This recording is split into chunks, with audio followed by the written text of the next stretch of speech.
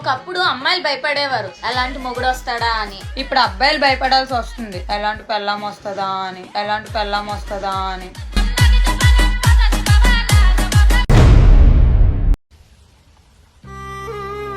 అను, ఇదే మనం ఉండబోయే ఇల్లు. బాగుందా? ఏవండి, మనం ప్రేమించి పెళ్లి చేసుకున్నాం కదా, అత్తయ్య మావయ్య మనతో ఉంటే ఎంత బాగుండేదండి. అను, నేను ఒక్కగానో ఒక్క కొడుకుని. మా అమ్మ వాళ్ళు నన్ను వదిలి ఉండలేదు. వాళ్ళు కూడా మన దగ్గరికి వచ్చేస్తారు. సరేనా? అను, ఇల్లు ఎలా ఉంది? నచ్చిందా? బాగుందండి. ఏమైంది డల్లుకున్నావు?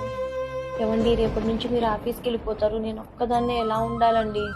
అలా ఎందుకు అనుకుంటావు? పక్కింటి వాళ్ళు, ఎదురింటి వాళ్ళు అందరూ ఉన్నారు కదా, వాళ్ళతో పరిచయాలు పెంచుకో. నీకే మంచిగా టైం పాస్ అయిపోతుంది. సరేనా? సరేనండి. కొన్ని రోజులు ఆగితే అమ్మ వాళ్ళు కూడా వచ్చేస్తారు. సరే.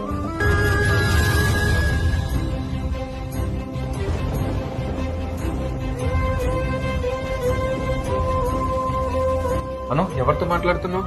పక్కింటి వాళ్ళతో మాట్లాడుతున్నానండి. అవునా? నీకు గుడ్ న్యూస్ అను. ఏంటది? అమ్మ వాళ్ళు మనతో ఉండడానికి ఒప్పుకున్నారే. అదేంటండి? ఏమైంది? ఏవండి, పక్కింటి వాళ్ళు ఏం చెప్పారో తెలుసా? అమ్మ, మీకు కొత్తగా పెళ్ళైంది కదా, రూపాయి ఇప్పటి నుంచే దాచుకోవాలని చెప్పన్నారండి. అత్తయ్య వాళ్ళు వచ్చారనుకోండి, వాళ్ళ ఖర్చులు, వాళ్ళ హాస్పిటల్ ఖర్చులు ఎక్కువ అవుతాయండి. అలా అని వాళ్ళని దూరం చేసుకోమంటావా? ఇవ్వండి, అదంతా నాకు తెలియదు. అత్తయ్య వాళ్ళకి ఫోన్ చేసి రావద్దని చెప్పండి. పక్కింటి వాళ్ళ మాటలు వింటున్నావా? ఇవ్వండి, వాళ్ళు చెప్పేది మన మంచికే. అది అర్థం కావట్లేదా మీకు?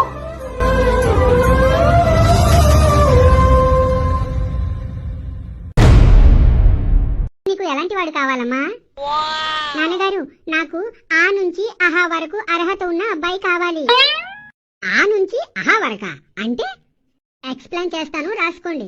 ఆ, అమ్మా నాన్నలకు దూరంగా ఉండాలి. ఆ, ఆస్తుపాస్తులు పుష్కలంగా ఉండాలి. ఈ, ఇల్లు ఇంద్రభవనంలా ఉండాలి. ఈ తరం కుర్రాడిలా ఉండాలి. ఉన్నత స్థాయి స్నేహితులు ఉండాలి. ఊరూర్లు విదేశాలు తిప్పాలి. ఎర్రగా బుర్రగా ఉండాలి. ఏకైక సంతానం అయి ఉండాలి. అయిన వాళ్లను లిమిట్స్ లో ఉంచాలి. ఒడ్డు పొడుగు బాగుండాలి. ఓర్పుతో నా ఆజ్ఞనల్ని పాటించాలి. ఔషధాల జోలికి పోని ఆరోగ్యవంతుడై ఉండాలి. అంతులేని ప్రేమని నాకే పంచాలి.